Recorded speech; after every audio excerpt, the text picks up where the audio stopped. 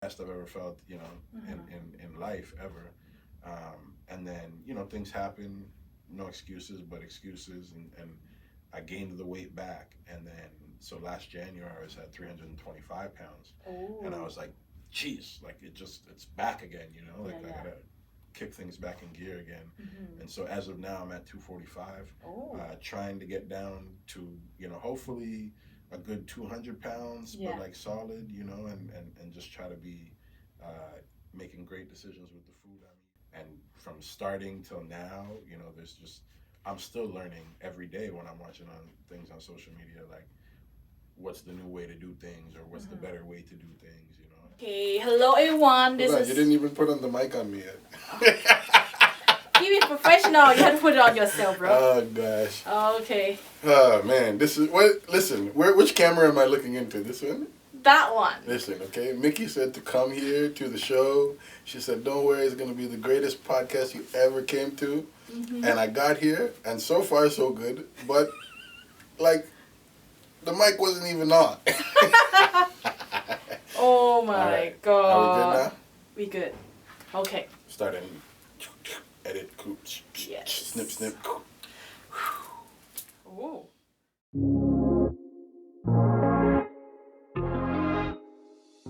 Hi guys, this is Mickey aka Kitty Pink and welcome to my podcast Unscripted Live with Mickey. This is our third episode. If you didn't watch our first one with Kim Epino and the second one with Vlad, make sure to go check it out down here. I put the link down below on the description. And on this episode, I'm so excited that I got my brother. And he's the OG and he just got an award from Oh Mike at the Music Week recently. So we're going to be touched upon that a little bit. Okay. And he has a lot, oh my god, we have a lot of history together.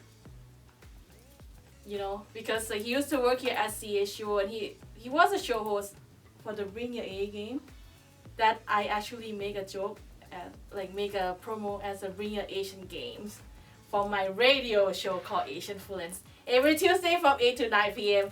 But anyway, guys, please welcome Justin Gunderson, aka Jay Morris. And click there. I've been pointing the whole time. Click below and that link right there. What up? Make sure How are you today? Good. How are you? Thank you for having me. And usually we're on the on-air space, so this is cool to see you in a new element and doing what you're doing with your podcast. So congrats to you. Thank you so much for coming. I've been you are one of my top 5 that I was talking to my first guest that I want to have on my show. Awesome. I'm really upset I wasn't number 1, but it's okay. Well, I'll take number 3. Number 3, the top 5. What I mean? Of course, shout out to Kim and shout out to Vlad. You know what I mean? So I'm happy to be here. All right. So, like I said, it's unscripted. So all I want to ask. Like nothing, like we just none. It's freestyling. What we? It's talking? A freestyling because live is freestyle for me. I do freestyling really well, I know so, yeah. You did a good job on freestyling for the sponsors, and also if you didn't check out, I think you did a lot of rapping, right, for the food. Yeah, rapping food critic stuff. Obviously, as you mentioned with Oh Mike. The Community Impact Award that I just received recently, but at the awards there was a sponsor rap that was played. It's my second year doing the sponsor rap with Oh Mike for the Capital Music Awards, and it's been like a crazy dope honor to be able to take that on, and it allows me to sharpen my my sword, my pencil, keep my skills sharp. So it's cool to take on a task like that because it's not easy. Getting a list of sponsors and just.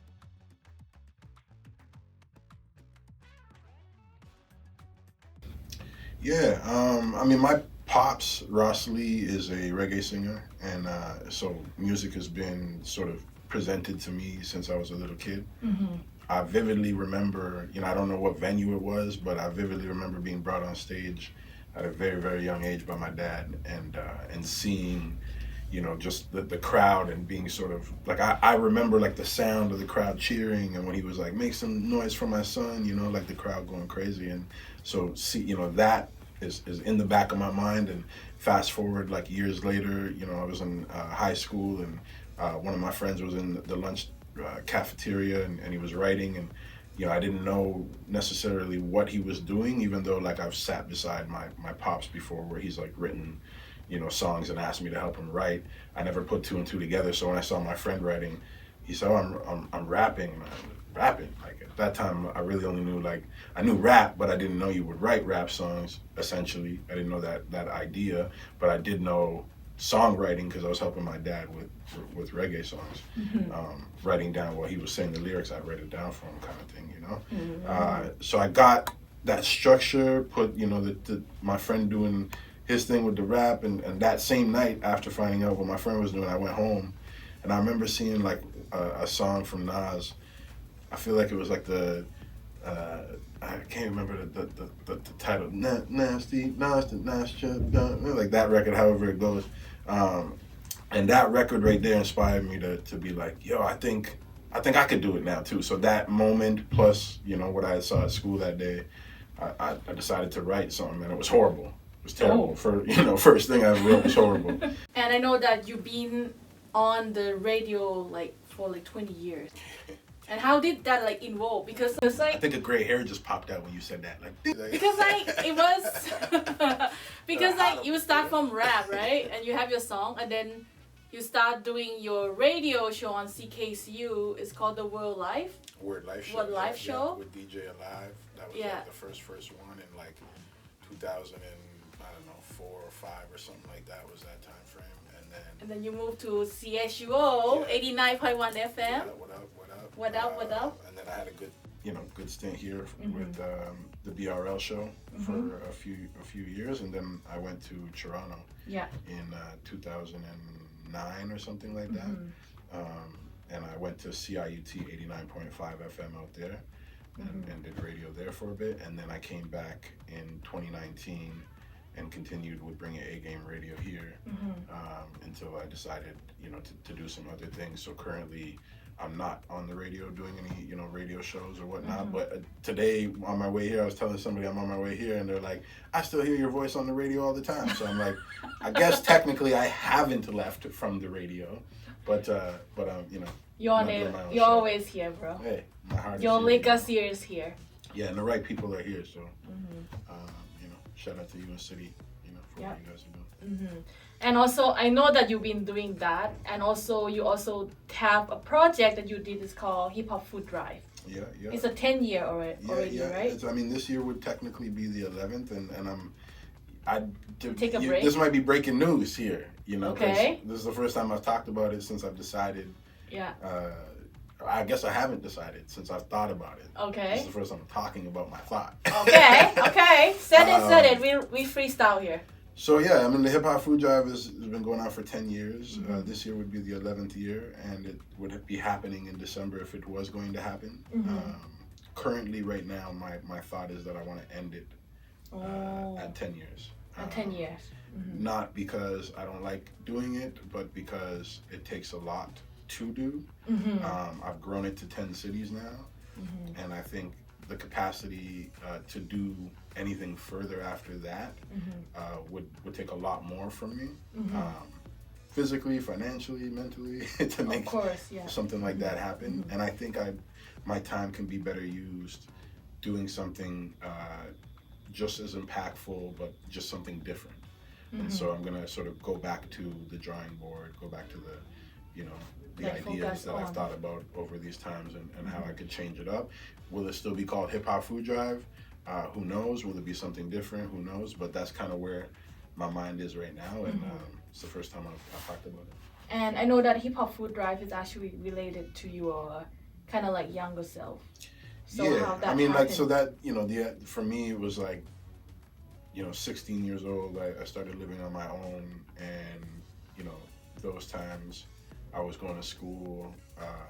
At one point I dropped out of school for a bit, and then I was just working, but you get bills, you get all those things, paying rent, all that stuff. And so at 16, 17 years old, that's a lot to take on, and you're not making that much money typically when that age, with the experience that I had. So, it was like a lot of part-time jobs, minimum wage, and so to make ends meet, sometimes it's like, oh, how am I gonna get some more food?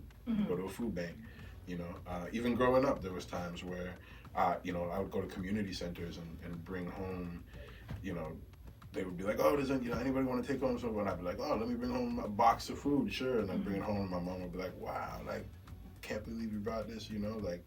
So there's been times where I've had to utilize the food bank, and I did that for a few years when I lived on my own. And then from there, I decided to like put hip hop and, giving back together and being able to create a platform where artists can perform at the same time as like raising, donations. And so it went from being in one city, just in Toronto initially, to spreading to 10 different cities across Canada. Yeah. Yes, and I know that I think you're a guy with project. You expand it with Cranium now. Now there's Cranium Arts Project, which is something different from the Hip Hop Food Drive. And Cranium Arts Project, we started it, I think it's 2019, so there's been a lot of history there too, which is something completely different. And like I said, the capacity too, I'm doing a lot. So it's, definitely Cranium Arts Project is still happening. Cranium Festival, Cranium Conference and Showcase, Recognize Awards, and so many other things in between that. So it's so much fun. Yeah. I like it. Like, I kind of regret a little bit that I didn't like show up on the second day and third day because I got something come up. Accidentally, I was sick. It happens. It happens, but sorry. I don't know if it might be that.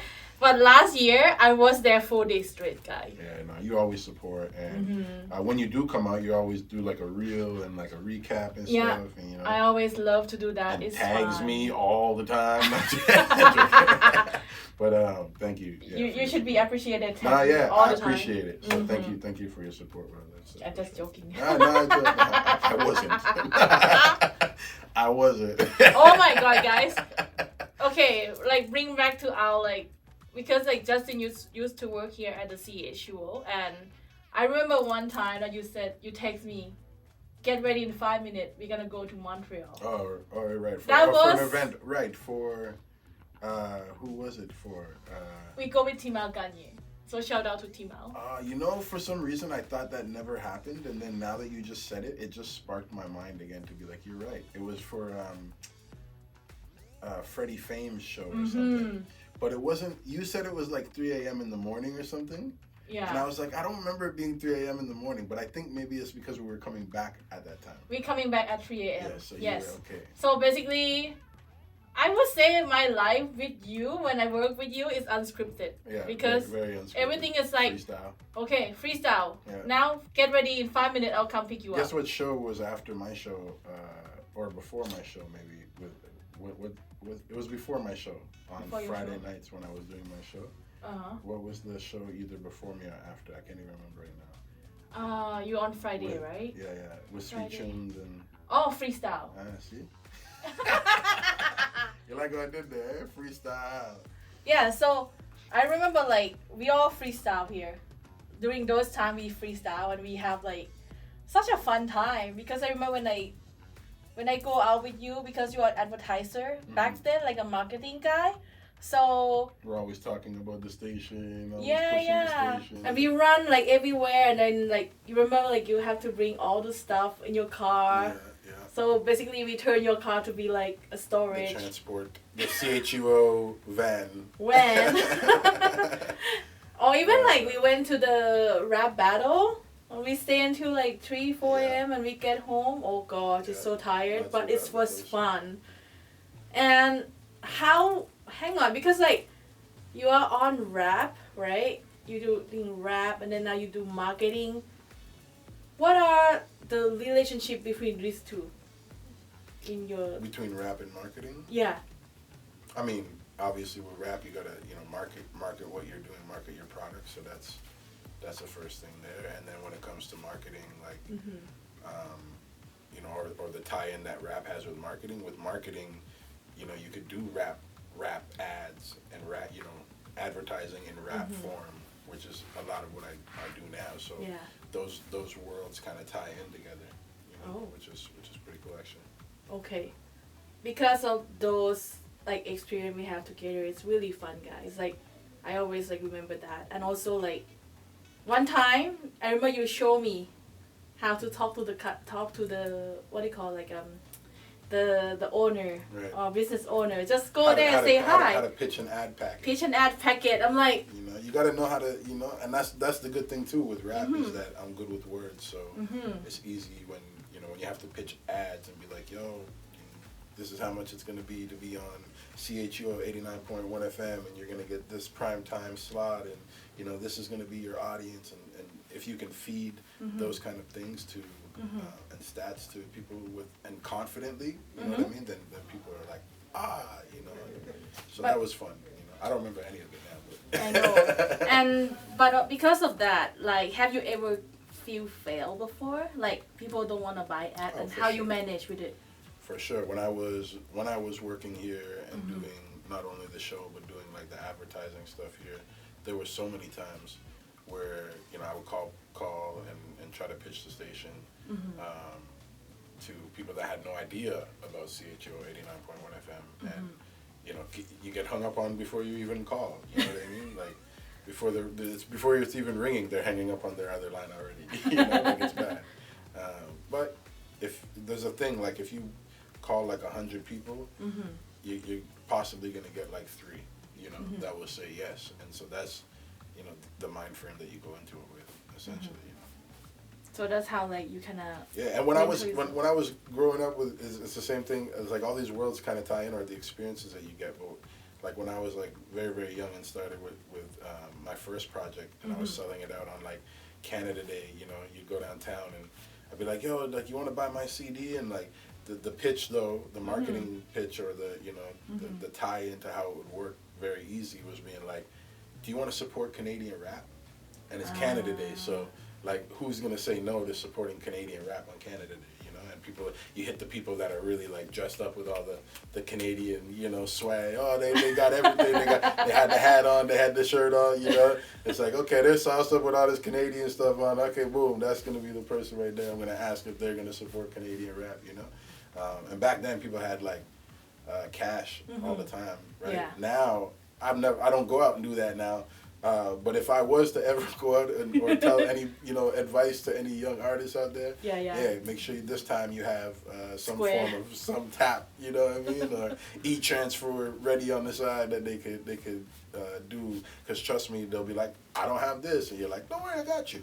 And from your experience right now in the rap game, like, or not just the rap game or rap game, the music industry. Do you see any differences between right now when we have social media and everything and the past? What do you think? What is the differences? Yeah, for sure. And like, challenge that come with it.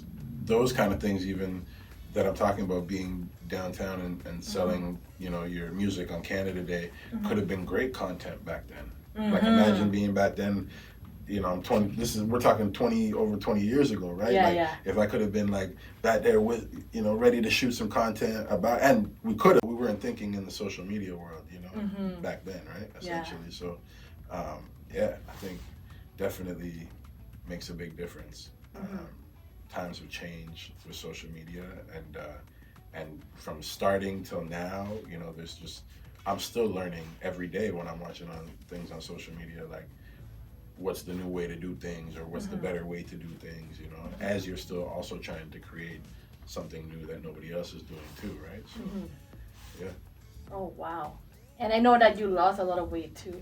Yeah, I'm thank you for acknowledging that. Last January I was at like 325 pounds. Yes.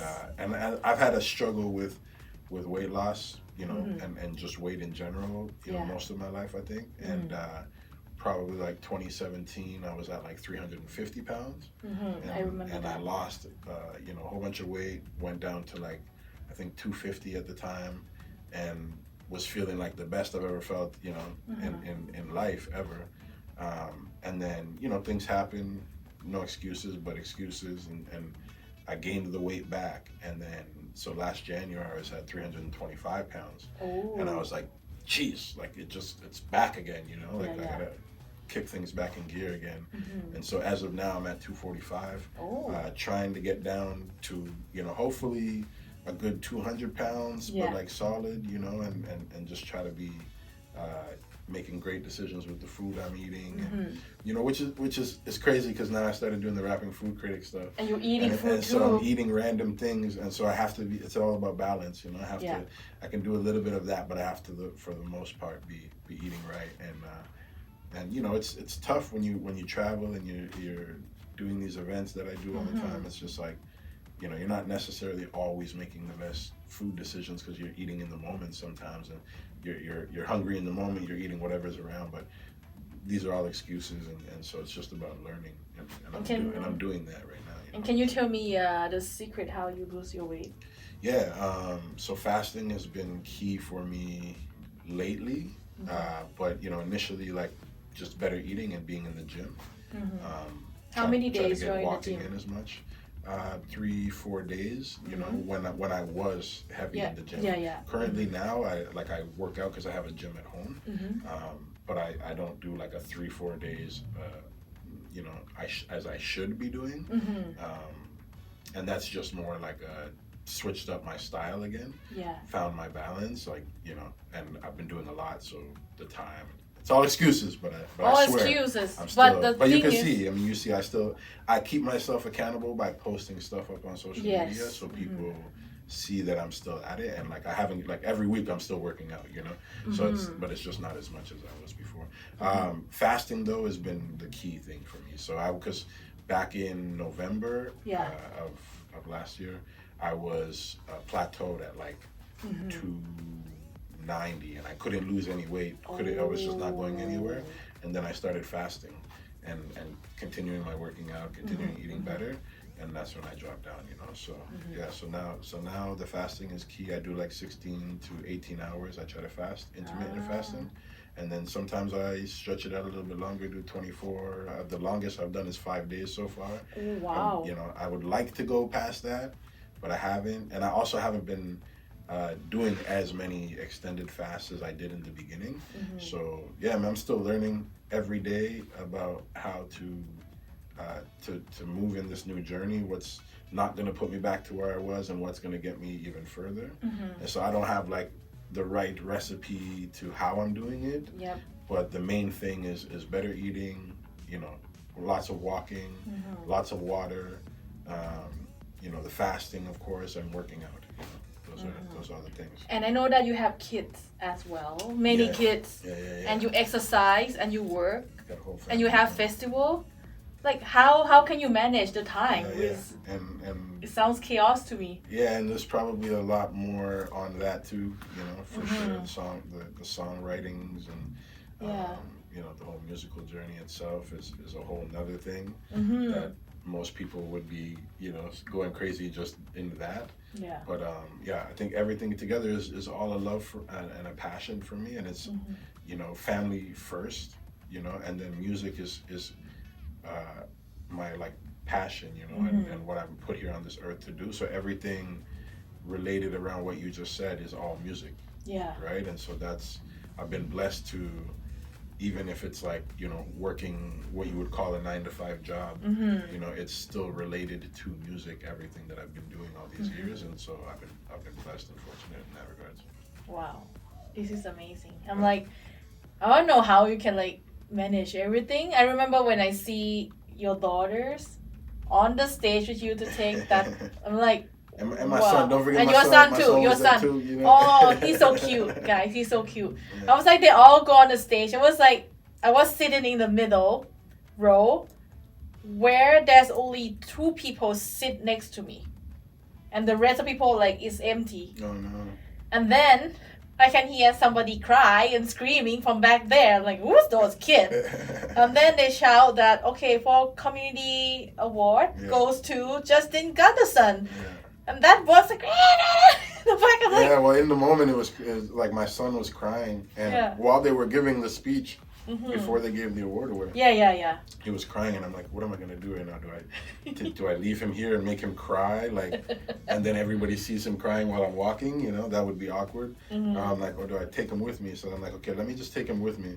But then I'm like, my other two kids that are there too, I'm like, I can't just take one and not the other two, you know. So I had to take all of them in the moment, and then I just said, let's go, you know, and went up to the stage with them. But it was a good moment. Like, it was cool for me because, again, remember I told you earlier, and we didn't script this, but we'll tie it back together. Yeah. Remember I told you earlier about being on stage, right, with my dad. Yeah. That was a big moment for me, right? So having these opportunities to do the same thing for my kids is huge, you know? And so to be able to take all three of them up in that moment when I'm getting a community impact award. Anyway, so I think that here is almost the end of our conversation. From your life so far, from the past until now, do you have any regrets in your life? Not being the first person on your show, like that's, you know, not the third guest. So that's a little bit of a regret. I don't know what I did wrong, you know, to get number 3 instead of 1. But no, I'm playing. No regrets. You know why? Because I wouldn't be where I am, you know, now, and have the kids that I have now, the family I have now, the you know, the jobs I have now, you know, the experiences I've had now, the people I've met now. You know, none of that would have happened if I regretted anything, you know, or could change anything, you know. So I think, no, I don't regret anything. I definitely, you know, if it didn't change anything and I could do things differently, for sure, I would, you know, change things slightly. But if I knew changing those things would change my present now, then I wouldn't, you know. So that's how I feel about that. And I know that you've been the OG of most of the artists here. I'm still young, man. Stop playing. I wasn't playing with the OG. Oh, okay, yeah. I'm an OG. He's the OG. So yeah. I know there's a lot of like new young rappers that Yeah. come in and make the song, and they submit the song. Sometimes it sounds like AI to me. A lot of it probably is. And it's like no identity. Like, do you have any like advice for them to make themselves unique? Like, because I know that your character is really clear. I was watching Timbaland's live stream yesterday, and Yeah. he, you know, he's always giving advice to a lot of younger artists, and so, you know, I think artists like, or producers like that, or people who have been in music a long time like that, you know, can appreciate where AI is with stuff. But I think the advice I would give is, and I think this is even what Timbaland was saying too, is like, you know, you can't make, like, AI is never going to be able to do what you can do, right? Because you got to have it from the soul. Like, you got to write from the soul. You really got to feel what you're writing, and I don't think AI could ever do that, you know? I think AI could get real close. I don't think it could ever do that. So I think my advice is to not rely on, you know, AI. With that being said, musically I've never used AI, but I've used AI for a lot of other things, and AI is definitely very useful. You know what I mean? Yeah. So you're not against AI. Yeah, I'm putting it out there now so AI understands when I ask it for help later. It actually heard this interview and was like, "Oh, he likes AI." That's how you get AI to work with you. Oh, you know? yeah, AI should sponsor you. But yeah, I definitely have used AI for sure. I think, yeah, my advice to artists is just be authentically yourself, and that's going to come across better